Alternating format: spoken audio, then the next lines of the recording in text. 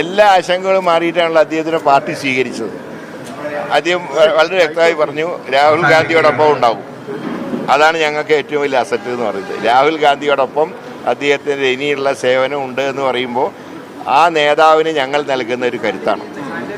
സന്ദീപ് സ്നേഹത്തിന്റെ കടയിൽ എന്നും ഉണ്ടാവണം എന്ന് പറഞ്ഞു, അതിനെന്തെങ്കിലും ഉപദേശം കൊടുക്കുന്നുണ്ടോ? അത് അദ്ദേഹം എന്നും ഉണ്ടാവുമെന്ന് പറഞ്ഞിട്ടുണ്ട്.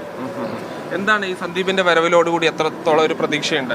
അല്ല, കോൺഗ്രസിന് ഒരാൾ എല്ലാവരും BJP-യിലേക്ക് പോകണമെന്നല്ലേ പറഞ്ഞ്. അതല്ല, BJP-യിൽ നിന്ന് ഞങ്ങളുടെ കൂട്ടത്തിലേക്ക് ആള് വരുന്നുണ്ട്. അതിപ്പോൾ വ്യക്തമായല്ലോ. ഇനിയും വരുന്നാണ് പ്രതീക്ഷ. പിന്നെ ധാരാളം പേര് വരും. ഇപ്പോ ഈ മുരളിയേട്ടൻ എത്തിയിരിക്കുകയാണ്, എന്താണ്? വലിയ സന്തോഷം, വലിയ അനുഗ്രഹമാണ്.